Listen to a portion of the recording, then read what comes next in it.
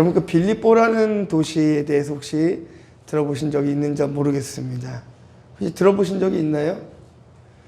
안 들어보셨으면 큰일 납니다. 제가 예배 때 했었습니다. 네, 빌립보라는 도시에 대해서 제가 다시 한 번 더 좀 짧게 좀 설명을 드리려고 해요. 예, 주전 586년에 그 마게도냐 왕이죠. 왕 필립 2세가 이제 이곳을 점령하고 자신의 이름을 따서 빌립보다라는 이름을 이 도시에 붙였습니다. 그 이후에 주전 42년에 로마의 식민지로 전락하게 돼요. 그리고 이제 바울이 2차 여행 당시에 이 빌립보는 군사적인 굉장히 전초기지였습니다.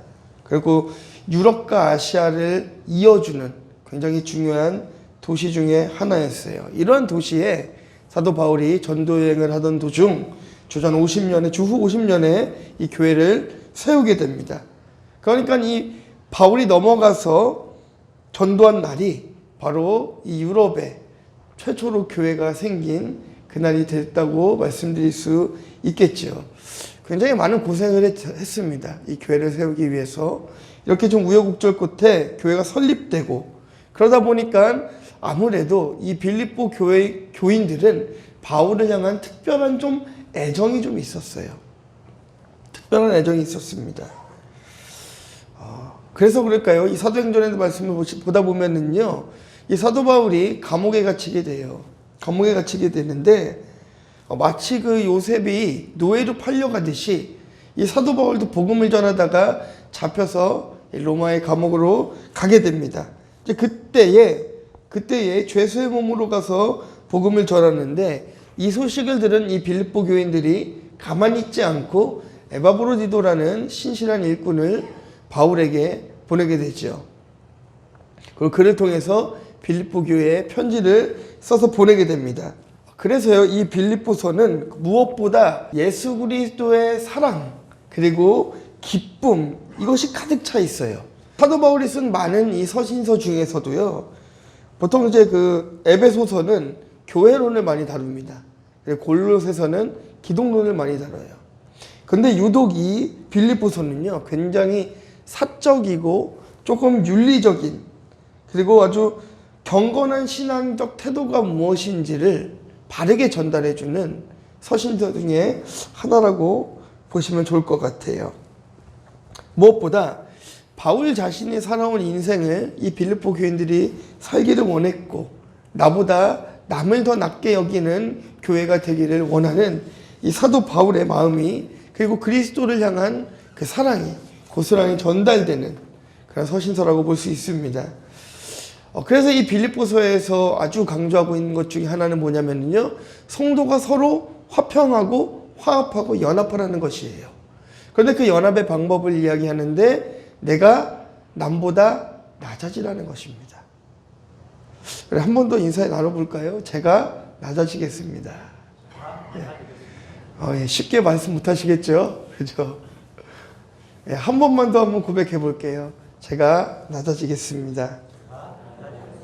예, 사도 바울이 주장한 낮아짐은요, 성육신에서 이 땅에 오시어 십자가를 지신 그리스도를 본받자라는 것이에요. 예수님이 그랬듯이, 하나님이신 예수님이 이 땅에 오셔서 십자가를 친히 지셔서 당신의 낮아짐을 보여줬던 것과 같이 그 그리스도를 본받아 우리도 낮아지자라는 것입니다. 그래서 그 삶이 변화되어야 된다는 것을 강조하고 있어요. 예수 믿는 사람은 삶이 변해야 된다는 것을 사도 바울이 강조하고 있는 것입니다. 이제 오직 하나님의 은혜로 구원받은 성도들이 어떻게 하나님의 자녀로서 거룩한 삶을 살아가야 되는가에 대해서 한번 말씀을 나눠보고자 합니다. 첫 번째는요, 거룩한 삶으로 구원을 이루어야 됩니다. 12절 13절 말씀 함께 봉독하겠습니다. 그러므로 나의 사랑하는 자들아, 너희가 나 있을 때뿐 아니라 더욱 지금 나 없을 때에도 항상 복종하여 두렵고 떨림으로 너희 구원을 이루라. 너희 안에서 행하시는 이는 하나님이시니 자기의 기쁘신 뜻을 위하여 너희에게 소원을 두고 행하게 하시나니. 에베소서 2장 8절에 보면은요, 성도들이 은혜에 의해서 믿음으로 말미암아 구원을 받았다라고 증언하고 있습니다. 말하자면 구원은 하나님이 주시는 선물이라는 것이에요. 이것을 이야기하고 있는 것입니다. 우리가 어떤 선한 행위를 해서가 아니고 우리 안에 어떤 선함이 있어서가 아니라 하나님께서 선물로 우리에게 주어주시는 것이 바로 구원이라는 것이에요. 하나님의 은혜로 예수 그리스도께서 십자가에 못 박혀 죽으심으로 우리의 죄를 사해 주셨고 우리는 그것을 믿음으로 구원에 이를 수 있게 되는 것입니다. 그것이 바로 구원의 조건인 것이에요. 회개하고 믿음을 구할 때에 구원을 얻고 죄사함의 기쁨이 우리 안에 넘쳐나게 되는 것이죠. 그렇기 때문에 여러분들은 더 이상 죄인의 삶을 살아갈 이유가 전혀 없다는 것이에요. 이미 깨끗해졌고 이미 하나님께서 의인이라 인정해 주셨기 때문에 그것을 확신하고 나는 하나님으로부터 죄사함을 받은 자라는 것을 확신하고 이제는 우리가 그리스도인다운 삶을 살아야 되는 것입니다. 여러분, 사람이 변하는 것이 참 어렵습니다. 그렇죠? 제가 어저께 우리 그 탈북민들 몇 가정을 함께 그 탈북민 모임에 좀 갔다 왔습니다. 다녀왔습니다. 이제 저랑은 많이 이제 가까워졌어요. 이제 한국 사람들을 많이 경계하거든요. 저는 이제 또 경험이 있고 또 하필 또 제가 함께 사역하던 그 탈북민들과 고향이 또 같은 동양이다 보니까 더 가까워질 수가 있었는데요. 그들 중에 이런 얘기를 하는 걸 들었습니다. 탈북을 했는데도 불구하고 한국에서 살아가면서 이 한국의 발전된 모습을 바라보면서도 여전히 그 탈북민들 사이에서 김정일을 찬양하고 김일성을 찬양하고 김정은을 찬양하는 사람들이 있다는 거예요. 간첩이겠죠? 이해가 되질 않는다는 거예요. 이해가 되질 않는다는 거예요. 어떻게 자신들이 대한민국에 와서 눈으로 봤으면서도 이런 얘기를 할 수가 있는지 이해가 되지 않는다는 거예요. 하나님이 보시면 우리가 참 이해가 안 될 것 같습니다. 복음으로 변화시켜 주었고 죄사함을 시켜 주었고 죽은 우리들을 구원의 길로 인도해 주었는데 여전히 변화되지 않는 우리의 모습을 바라볼 때에 하나님께서 얼마나 답답하실까요? 그러나 하나님께서는 그것을 미워하시고 답답하시고 짜증내시고 징계하시며 여러분들을 기다리는 것이 아니라 여러분들을 여전히 안아주고 품어주고 이해하면서 오늘도 여러분들을 이 자리로 초청하고 있다는 것이에요. 그것이 우리가 천국 백성이 되었다는 증거가 되는 것입니다. 죽은 우리들을 살려주셨기 때문에 우리는 하나님께 영광을 돌리는 삶을 살아야 돼요. 여러분, 예수님을 믿음으로 인하여서 이제 하나님의 자녀가 되었습니다. 하나님의 자녀가 되었습니다. 더 정확하게 말하자면 하나님의 자녀가 되었다라고 선포해 주셨습니다. 아주 중요한 의미가 있죠, 여러분. 하나님께서 이것을 선포해 주셨다는 것은 성경의 용어로 말하자면 성령으로 인쳐 주셨다라고 이야기하는데요. 이것이 왜 중요하냐면요, 하나님께서 우리를 하나님의 자녀로 인정해 주시는데 우리로 말하자면 법적인 효력을 갖게끔 하나님도 그거를 취소하실 수 없게끔 성령으로 우리를 인쳐 주셨다는 거예요. 인쳐 주셨다는 거예요. 그렇기 때문에 여러분들은 하나님의 자녀가 되었습니다. 우리는 비록 부족하지만 존귀한 하나님의 자녀가 된 줄 알고 하나님을 사랑하고 하나님의 자녀답게 믿음을 지키며 살아가야 되는 것입니다. 이렇게 하나님의 은혜로 선물을 받은, 구원이라는 선물을 받은 우리들은 이제 두렵고 떨림으로 구원을 이루어가야 되는 의무가 있는 것이죠. 여러분, 성경은 이야기하고 있습니다. 로마서 3장이죠. 모두가 죄인이라고 얘기했습니다. 모든 사람이 죄를 범하며 하나님의 영광에 이르지 못한다라고 이야기하고 있어요. 그 이사야 말씀은 또 뭐라고 얘기하고 있습니까? 우리는 다 잎사귀같이 시냇물로 우리의 죄악이 바람같이 우리를 몰아간다. 우리는 모두 다 더러운 죄인이라는 것을 이야기하고 있어요. 그런데 로마서 3장에 가서 다시 보니까요, 이런 자들을 예수 그리스도 안에서 하나님께서 그 죄값을 지불하시고 하나님의 자녀로 삼아주셨다라고 이야기하는 거예요. 그렇기 때문에 여러분들에게 유일한 길은 천국으로 갈 수 있는 유일한 길은 오직 하나님 한 분이다. 그리스도를 믿는 믿음뿐이다라는 것을 요한복음이 이야기하고 있는 것이죠. 요한복음 14장 6절에 보면은요, 오직 그리스도만이 구원의 길이요 진리요 생명이다라고 강력하게 주장하고 있는 것입니다. 다시 본문을 보자면은요, 사도 바울은 이야기하고 있습니다. 우리가 그리스도께 항상 복종해서 두렵고 떨림으로 우리의 구원을 이루라. 근데 여러분, 이미 우리는 구원을 받았는데 두렵고 떨림으로 구원을 이루라는 것이 도대체 어떤 의미일까요? 여러분, 이것은요, 하나님께 순종하면서 그리스도의 장성한 분량에 이를 때까지 우리가 성숙해 가라는 거예요. 여러분, 성숙해 가라는 것입니다. 혹시 여러분 이 중에 뭐 악기를 배워보신 분이 계실지 모르겠습니다. 혹은 뭐 운동을 배워보시거나 좀 더 가깝게는 숫자. 저도 저희 아이들 숫자를 이제 가끔씩 알려줍니다. 게임을 좀 합니다. 뭐 1 더하기 4는 이렇게 막 서로 게임을 해요. 맞추기 게임을 합니다. 근데 이렇게 작은 게임을 조금 하다 보니까 나중에는 아이가 스스로 덧셈을 하고 있어요. 악기도요, 처음에는 난감합니다. 무엇부터 해야 될지 모르겠어요. 그런데 하나 배우다 보면 어느 순간에 기타를 연주하고 있고 드럼을 치고 있고 건반을 치고 있는 모습을 보게 됩니다. 두려운 마음으로 구원을 이루라는 것은요, 구원받은 백성으로서 하나 변화되는 삶을 살아가라는 것이에요. 너희들이 잘못하면 너의 구원이 취소될 거야, 이런 말이 아니라 두렵고 떨림으로 하나님이 거룩하신 분이니까 그분을 닮아가라는 것이에요. 이 땅을 살아가면서. 여러분, 정말 저는 여러분들에게 권면하고 싶습니다. 최소한 우리가 그리스도인의 모습으로 살아가면서 세상 사람들에게 교회 다니는 사람이 왜 저래? 이런 말은 안 들었으면 좋겠어요. 이런 손가락질을 받지 않는 우리들이 되기를 주님의 이름으로 축원합니다. 오히려 여러분들 주머니에 있는 것을 다 내어주어서 그리스도인들은 저렇게 섬기는 사람들이구나. 그리스도인들은 정말 아끼지 않고 헌신하는 사람들이구나. 사회의 본이 되는 사람들이구나. 이것을 알게 해주는 여러분들 되기를 주님의 이름으로 축원합니다. 사도 야고보도 그래서 이야기합니다.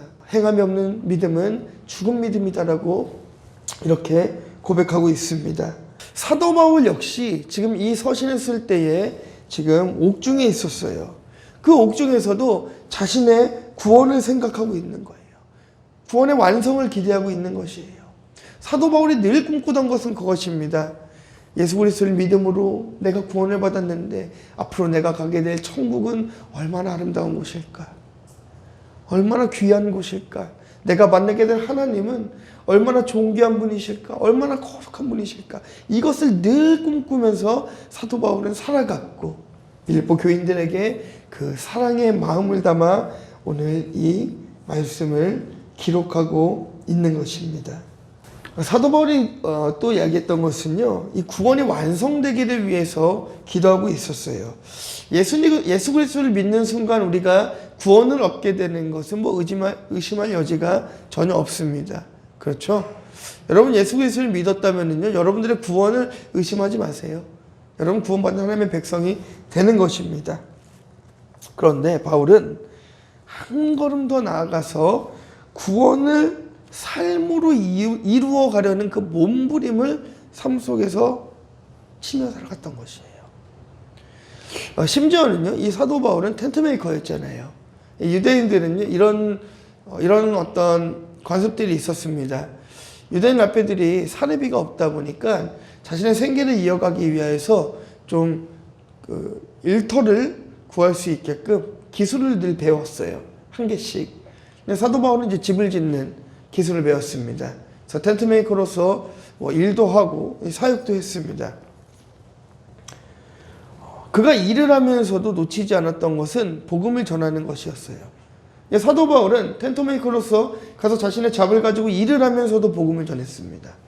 어디를 가나 복음을 전했습니다. 밥을 먹으러 가서도 복음을 전했고, 일을 하러 가서도 복음을 전했고, 길을 걸어가다가도 복음을 전했고, 우상을 섬기는 사람들 가서 싸웠고, 잘못된 복음을 전하는 이단들을 만나면 그들과 논쟁하며 그리스도의 복음을 증거했다는 것이에요. 사도 바울이 선택한 거룩한 삶으로 구원을 이루는 것은 복음을 전하는 것이었던 것이죠. 네. 그래서 우리가 거룩한 성도로서 구원을 이루어야 되는데 그리스도의 인격을 닮아가려고 힘쓰고 애쓰며 구원을 이루는 여러분들이 되어야 되는 줄 믿습니다. 이렇게 우리가 거룩한 삶으로 구원을 이루어가기 위하여서 우리가 세 가지를 했으면 좋겠습니다. 첫 번째는요, 하나님의 자녀답게 여러분의 인격을 거룩하게 만들기를 주님의 이름으로 축복합니다. 베드로전서 1장 16절 말씀 보니까요, 내가 거룩하니 너희도 거룩할지어다 라고 그랬어요. 그리고 두 번째로 너희가 흠이 없고 순전해서 빛들 가운데 살아가라라고 빌립보서가 이야기하고 있습니다.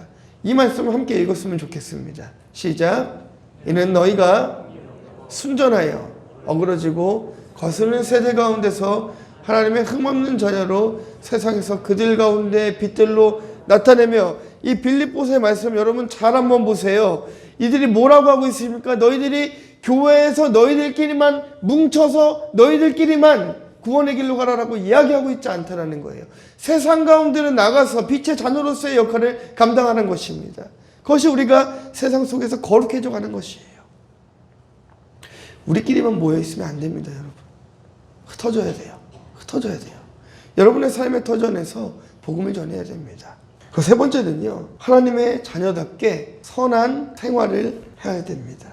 마태복음 5장 16절에는 뭐라고 얘기하고 있습니까? 여러분, 너희가 빛과 소금이 되라고 이야기하고 있어요. 너희는 세상에 빛과 소금이고 선한 행실로 주님께 영광을 돌리라고 이야기하고 있습니다.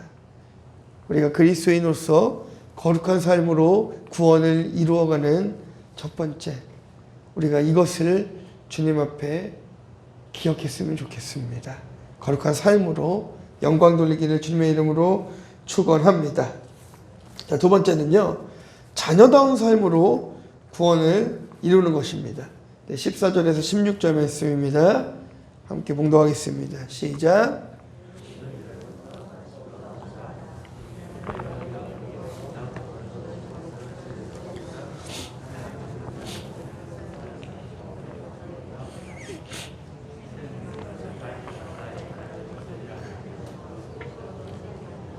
그리스도의 날에 내가 자랑할 것이 있게 하려 함이라. 여러분, 우리는 구원받은 백성으로서 빛과 소금의 역할을 잘 감당해야 됩니다. 여러분, 그 옛날 그 사극이나 이런 것들을 보시면은 이런 얘기들 하죠. 내 아들은 이러면 안 된다. 그렇죠? 내 아들은 이래야 돼. 하나님의 자녀는 어때야 되는가? 하나님의 자녀는 어때야 되는가? 여러분들이 아는 대로 행하시면 되는 거예요. 제가 어제 그 탈북 모임에 가서 이제 처음 뵙는 이제 탈북자분과 얘기를 나눴습니다. 근데 평양에서 오신 분이셨어요. 어렵지 않은 환경 속에서 자랐습니다. 그리고 한국으로 오는 여정이 뭐 쉽지는 않았지만 한국에 와서도 나름대로 잘 정착하면서 살아가고 있다가 그만 남자를 잘못 만났어요. 그래서 사기를 당하고 가지고 있는 모든 재산을 다 뺏기고 그리고 교도소까지 들어가게 된 거예요. 빚을 못 갚아서. 근데 그 남자가 예수 믿는 사람이었다라는 거예요. 믿는 척 한 거죠.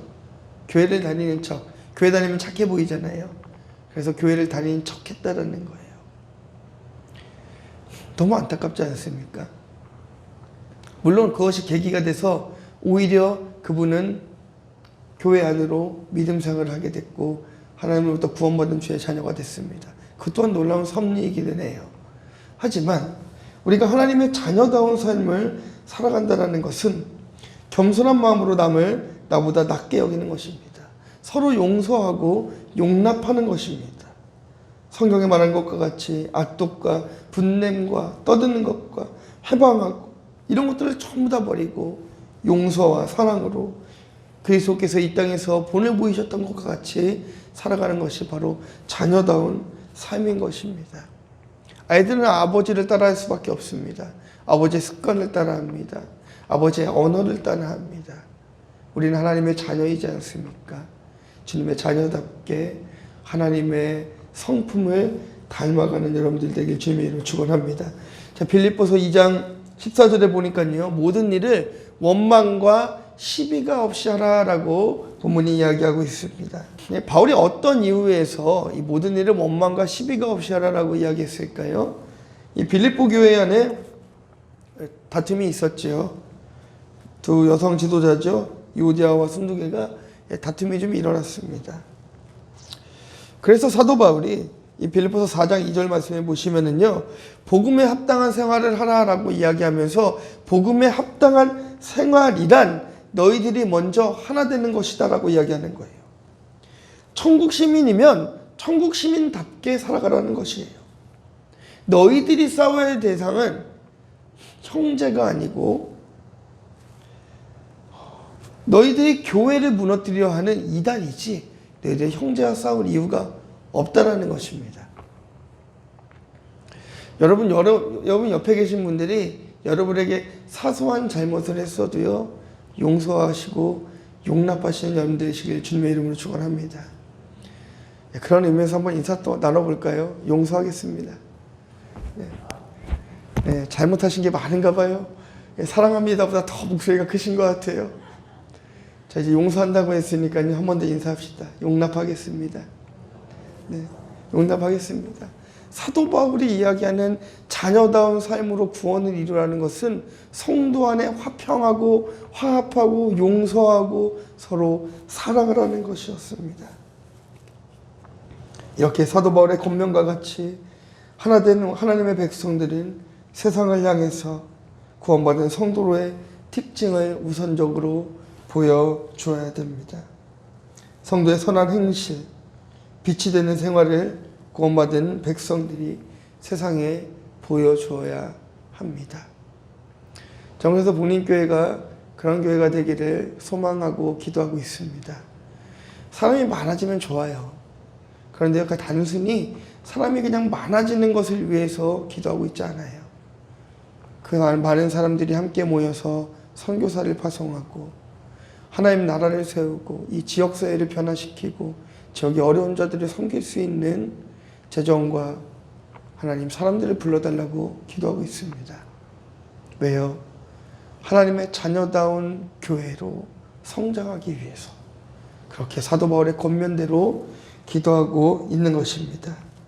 부부간에, 부모와 자식 간에, 형제 간에 서로 사랑하고 위로하는 것, 그것이 바로 자녀다운 삶으로 구원을 이루어가는 것입니다. 여러분, 빛은 어둠을 이깁니다. 어둠은 빛을 절대로 이길 수가 없습니다. 여러분 다 인정하시죠? 혹시 뭐 어둠이 빛을 이긴다라고 말씀하실 분이 계실까요? 네. 그렇지 않습니다. 이건 누구나 다 아는, 다 알고 있어요. 어린아이들도 알고 있습니다. 어둠은 불을 켜는 거예요. 하나님의 자녀는 빛과 같은 존재들인 것입니다. 어두운 세상 가운데 빛을 비춰야 되는 것입니다. 이렇게 서로를 사랑하고 하늘의 소망을 두고 살아갈 때에 하나님께서는 여러분들의 삶 가운데에 귀한 열매를 맺어주십니다. 사도 바울이 이야기하는 것이에요. 너희들끼리 다투지 마라. 교회 안에서 왜 다투나? 서로 용서하고 용납하라. 그러면 성령의 열매가 너희들 가운데 임한다는 것이에요. 그게 무엇입니까? 성령의 9가지 열매 아니겠습니까? 사랑과 희락과 화평과 오래 참음과 자비와 양성과 충성과 온유와 절제. 이 놀라운 하나님의 복이 여러분들 가운데 임할 줄 믿습니다. 언제요? 여러분들이 자녀다운 삶을 살아갈 때. 그래서 참 목사로서 가끔 부끄러울 때가 있습니다. 참 성도님들이 헌신하는 모습들을 보면은 정말 열심히 하세요. 정말 열심히 헌신하십니다. 청소도 그냥 하지 않으시고 정말 열심히 하세요. 아무도 안 보거든요, 사실. 교회 CCTV도 없습니다. 아무도 보지 않는데 정말 보이지 않는 것까지 열심히 청소하세요. 식사를 준비해도 정말 열심히 준비하시고요. 화장실을 청소해도 정말 열심히 청소하시고요. 그런 성도들의 아름다운 헌신을 바라볼 때에 목사로서 너무 감사하기도 하면서도 나도 좀 더 열심히 해야겠구나라는 다짐을 하게 되는 거예요. 이렇게 선한 영향력들은 뻗쳐나갈 수밖에 없는 것입니다. 로마와 이 갈라디아 교회에는요, 유대주의자들이 들어와서 율법을 막 가르치면서 이거를 믿어야 구원을 얻는다라고 갈라디아 교회를 어지럽혔었어요. 그 문제를 해결하는데 바울이 굉장히 힘들었습니다. 또 에베소 교회도요, 막 이 분쟁이 일어나서 그 문제를 해결하는데 골머리를 지금 아팠었어요. 뭐 데살로니가 교회도 마찬가지죠. 막 이단들이 들어와가지고 아주 난리를 쳤습니다. 그런 교회들에 비하면 뭐 빌립보 교회도 몇 가지 문제가 있긴 했지만 비교적 모범적인 교회였던 것 같아요. 바울과 관계가 좋았던 교회인 것입니다. 여러분 성경에도 보면은요, 이 관계가 좋은 교회들은 성장하더라고요. 목자와 양의 관계가 좋은 교회들은 성장하더라고요. 구원받는 성도는 빛과 소금의 역할, 자녀로서의 역할을 하는데요. 여러분, 저도 하나님의 자녀입니다. 저도 하나님의 성도입니다. 제가 목사로서 이 자리에 서 있지만 하나님께 부름받은 저도 성도입니다. 그 여러분도 하나님께서 부름받은 성도입니다. 성도가 서로 화평하려면 방법이 몇 가지가 있습니다. 자주 만나면 됩니다. 식구가 되면 돼요. 여러분, 식구가 뭐죠? 그렇죠? 입에 뭐가 같이 들어가야 됩니다. 같이 음식을 나누고 기쁨을 나누고 슬픔을 나누면 식구가 되는 거예요.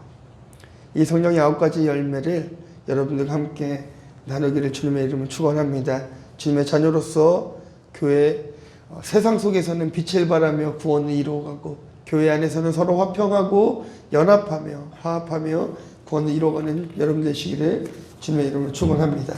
자, 마지막 세 번째는요, 기쁨으로 구원을 이루는 것이죠. 자, 17절 18절 말씀 함께 나누도록 하겠습니다. 시작.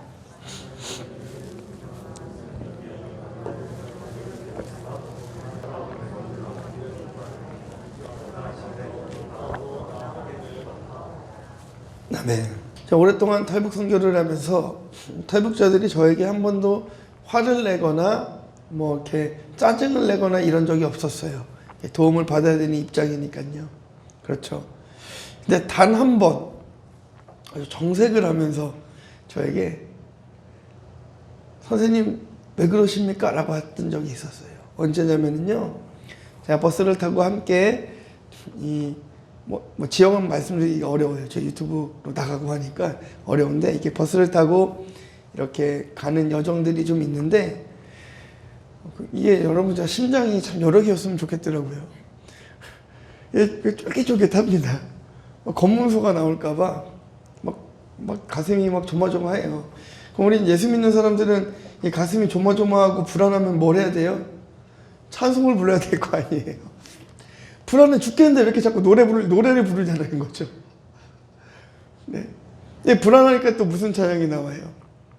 저는 불안하면은 괴로울 때 주님의 얼굴 보라 이런 게 아니라 막 신나는 찬송 불러요. 주의 친절한 파란 기세 막 이런 신나는 찬송들 박수 치면서 버스에서 하니까 선생님 뭐가 그렇게 좋냐라는 거예요. 뭐가 그렇게 좋냐라는 거예요. 이야기했습니다. 우리 하나님께서 오늘 저와 우리 형제님을 구원해 주셨고 오늘 죽어도 우리는 천국에 갈 수 있기 때문에 검문이 나와서 우리가 발각이 되든 검문이 없어서 통과를 하든 기쁘지 않습니까? 기뻐합시다. 여러분, 우리는 믿음으로 말미암아 구원을 얻었지만 세상을 떠나는 순간까지 구원을 이루는 생활을 해야 됩니다. 그래서요, 이 17절 말씀해 보니까요, 바울이 뭐라고 하고 있습니까? 만일 너희 믿음의 재물과 섬김 위에 내가 나를 전제로 드릴지라도 나는 기뻐한다라는 거예요. 너희 무리와 함께 기뻐하겠다라는 거예요. 나 자신을 희생 제물로 삼아도 나 자신을 고난의 도구로 사용하더라도 나는 기쁘다라는 거예요. 여러분들과 있어서 기쁩니다라고 이야기하는 것입니다. 이런 우리가 돼야 되는 점이 있습니다. 기쁨으로 구원을 얻는다는 것은 바로 그런 것 아니겠습니까? 여러분, 우리가 서로 만났을 때 기뻐해야 되는 관계가 돼야 되지 않겠습니까? 네, 서로 만났는데 막 부부가 싸우고 교회 오면 다 티가 나더라고요. 이게 티가 나잖아요. 친구끼리도 싸우고 나면 티가 납니다. 근데 어린아이들은 싸우고 나면은 바로 티가 나요. 숨기려고 하지 않아요. 금방 친해지는데 이게 성인이 돼서 싸우고 나면은요, 티를 안 내려고 노력하는데도 티가 다 나고요. 이 해결되는 시간이 참 오래 걸립니다. 사도 바울은 이야기하고 있는 것이에요. 나를 관제로 드릴지라도 순교의 피를 하나님 제단에 부어 드릴지라도 나는 기뻐할 수 있다. 내가 너희들을 위해서라고 한다면 내 목숨까지도 내놓을 수 있다는 거예요. 너희들이 기쁠 수만 있다면, 너희들이 행복할 수만 있다면 내 모든 것을 다 주어도 된다는 것이에요. 이건 하나님의 마음인 것이에요. 어떻게 하나님 안에서 항상 기뻐할 수 있겠냐는 것이죠. 무엇입니까? 그리스도를 믿음으로 그 마음이 생길 수 있다는 거예요. 예수님이 십자가를 지실 때에 고통으로 지신 게 아닙니다, 여러분. 기쁨으로 지셨어요. 나의 자녀들이 이제 죄가 사해지는구나. 나의 자녀들이 이제는 천국 백성이 되는구나. 그 오랫동안 묵혀왔던 그 죄악이 이제 씻겨지는구나. 예수님은 십자가에 못 박히시며 즐거우셨을 거예요. 기뻐하셨을 거예요. 네. 우리는 그 십자가를 묵상할 때에 늘 슬프고 눈물 흘리고 가시 안에 쓰신 예수님만 우리가 상상하지만 저는 그 가시 안에 쓰신 예수님이 웃고 계셨을 거라 생각합니다. 웃고 계셨을 거라 생각합니다. 마치 부모가 자녀를 대신하여 고통을 당할 때에 자녀가 무사함을 보고 안도하듯 예수님이 그러셨을 것 같아요. 우리가 기쁨으로 구원을 이루어 가는 것은요, 첫 번째로 죄에서 떠나는 것입니다. 죄에서 떠나는 것입니다. 하나님은 죄를 가장 미워하시기 때문이에요. 죄는 하나님의 영광을 가리우기 때문인 것입니다. 두 번째는요, 하나님 안에서 항상 기뻐하기 위해서는 늘 적극적으로 하나님 말씀에 순종해야 됩니다.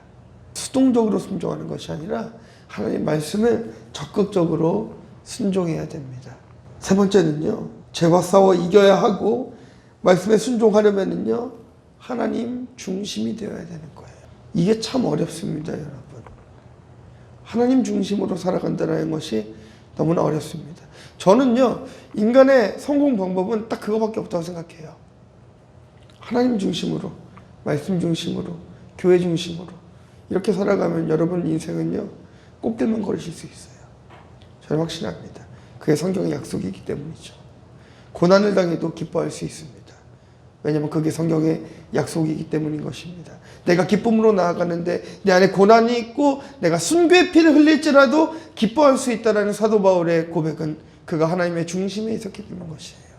그 마음의 중심이 하나님에게 있었기 때문인 것입니다. 그래서 여러분, 새벽에 못 나오셔도, 수요일에 못 나오시고 금요일에 못 나오셔도 그 중심은 하나님에게 두세요. 중심은 하나님에게 두세요. 늘 그렇게 살아가는 여러분 되시기를 주님의 이름으로 축원합니다. 그러나 할 수만 있다면 하나님 중심으로, 교회 중심으로 살아갈 때에 여러분들이 기쁨으로 구원을 이루어갈 수가 있습니다. 우리의 예배가 회복되어야 됩니다. 새벽도 회복되고 수요일도 금요일도 회복되어야 됩니다. 주일 예배도 회복되어야 됩니다. 그러면요, 여러분, 우리는 기쁨으로 구원을 이룰 수 있게 될 것입니다. 데살로니가전서는 이야기하고 있죠. 항상 기뻐하고 쉬지 말고 기도하고 범사에 감사하고, 또 빌립보서는 주 안에서 항상 기뻐하라. 내가 다시 말하노니 기뻐하노라. 우리를 구원해 주신 것은 늘 걱정하며 살아가라고 구원해 주신 것이 아니라 감옥에 갇혀 있어도 하나님의 사람은 기뻐하라는 것입니다. 하박국 선지자는 무엇이 있어서 기뻐한 것이 아니잖아요. 네. 무화과 나뭇잎이 마르고 포도 열매가 없어도 여호와로 기뻐해야 된다는 것입니다. 이것이 구원을 잘 이루는 성도이고 구원을 이루는 생활인 것입니다. 유명한 우리 무디 선생이 이런 말을 했습니다. 행복이 주위의 여건에 의해 일어나는 것이라면 기쁨은 역경이나 혼란 중에도 솟아나는 비밀의 샘이다 라고 이야기했습니다. 역경이나 환난이 하나님께서 주시는 기쁨을 결코 막을 수 없다라는 것이죠.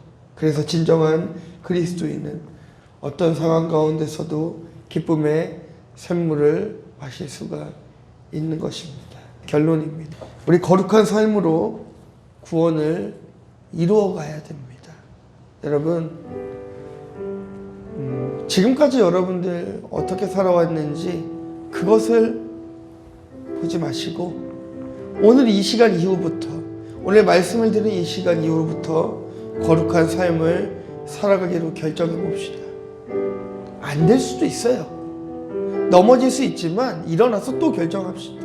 그러나 우리가 그 죄를 반복하지 않기 위해서 치열하게 싸웁시다.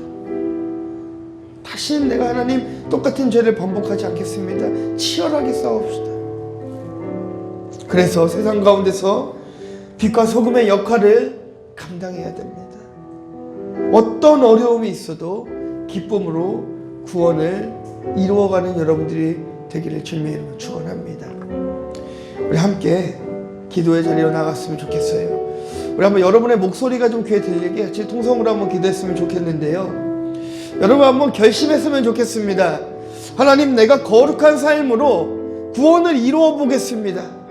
하나님, 나를 자녀 삼아 주셨으니 하나님의 자녀답게 내가 한번 살아보겠습니다. 기쁨으로 어려움이 있어도 한번 믿음으로 한번 살아보겠습니다. 한번 믿음에 결단하면서 이 시간 함께 통성으로 기도하도록 하겠습니다. 할렐루야. 하나님 감사합니다.